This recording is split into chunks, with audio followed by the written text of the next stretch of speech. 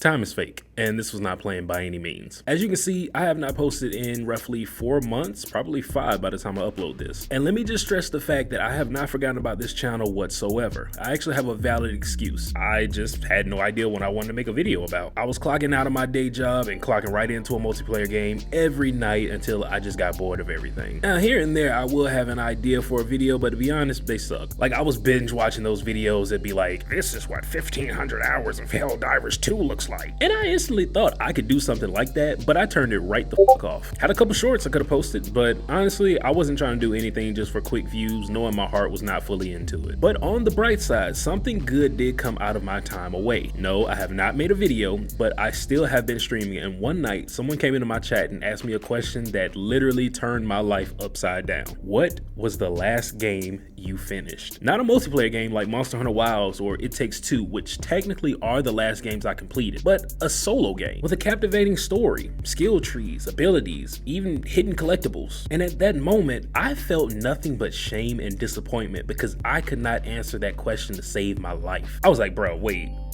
a second. What have I been doing with my time for real? I have so many games downloaded that I played but have not finished majority of them. And truth be told, that stuck with me for the rest of the night. And it was at that very moment of despair that I told myself, something's gotta change.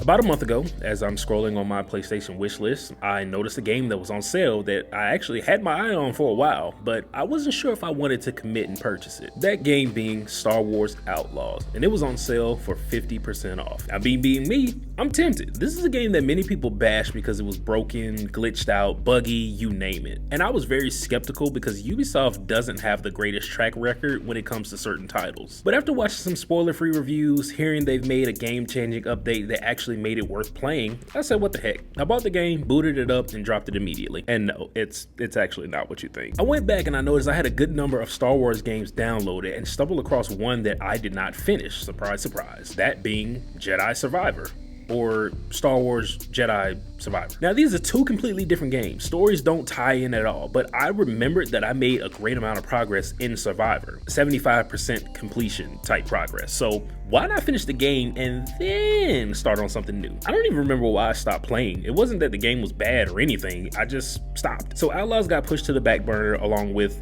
Persona 5 Royal, Diablo 4, The Witcher 3, Ghost Runner 2, alright, that's enough, you get it. And so it began. I spent a couple minutes to grasp the controls, refresh my memory of the story, and the rest was history. And I know, the game has been out for some time now, but there are still people like me who are behind. And I hate being spoiled, so I wouldn't want to do that to anyone else. But trust me when I say I was not expecting anything to happen, but loved every minute of it. It was such an emotional roller coaster, and I enjoyed seeing how much Cal has grown as a man since Fallen Order. The boss fights had me on edge. It felt like I was playing Sekiro all over again as I attempted to master parrying. The companionship of you and your friend Bo, the compassion between Cal and Marin, the exploration of different planets, it was a masterpiece. An experience I'm actually thankful I had alone. No thoughts of making content or trying hard to make clips, just me and my vibe, enjoying the story as intended. I found myself on the game every single day, little by little chipping away at the story until I finally reached the end. Sitting at the main menu, just smiling, walking through my house, reliving the final moments. Feeling relieved that gaming feeling was finally coming back with full force, no pun intended. A part of me was revitalized, and I had to press on to keep this high going. And just like that, I dived back into Outlaws, but this time I was over on my Twitch channel, twitch.tv/TipToeTino, still streaming every Tuesday and Thursday at 7:30 p.m. Eastern Standard Time.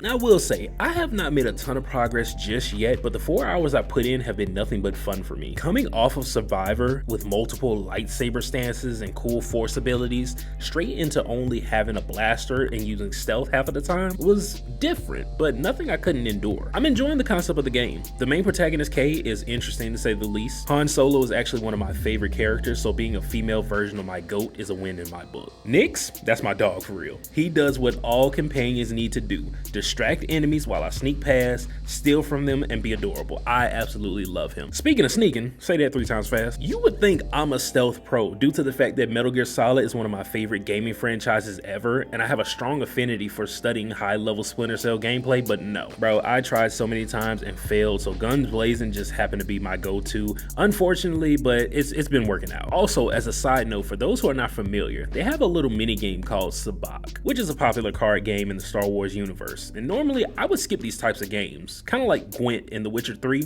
It's not really my style, but something about Sabacc brought out the inner gambler during the tutorial. It was lit. Like, I was so hyped and I just wanted to play more. I'm not sure how long this game is, but it actually feels like I've been breezing through it, but at the same time I am trying to pace myself and explore the world and everything outside of it, since they do have missions where you actually fly around in space. Very Rogue Squadron like, which is actually another game I want to get into in the near future. But hear me out, don't count me out, because it takes time to break bad habits, and we all know the classic saying, Rome wasn't built in an egg. I'm still playing Outlaws and I will finish it, but let's go back just a little. Remember how I mentioned someone asked me about the last game I finished and how it really had me contemplating my life decisions? I would hope so, because that's literally the whole reason of the video. That person was none other than Damien the Joker, my brother and my gaming accountability partner. And if you've been here for a while, you might have seen him in previous videos. Well, recently I proposed an idea to him due to the fact that one of the greatest gaming moments I've had was when we were playing Elden Ring and had a grind session for the Platinum Trophy.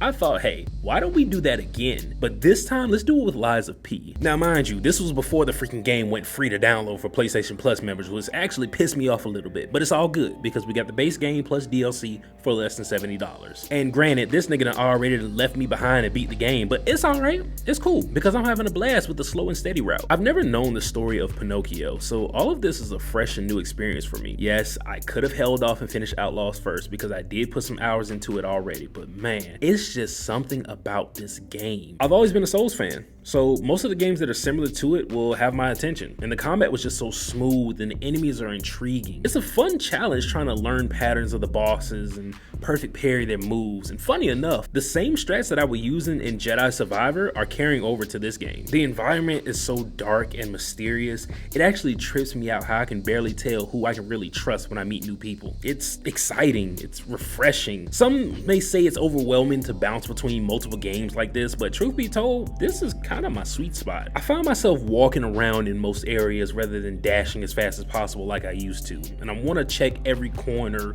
read every note, and actually learn what items will enhance not only my character strength, but my experience with the game overall. I'm just happy again. Like, I already have a couple other games that I'm looking to tackle when the time is right, but until then, this is where I am. So I say all that to say this.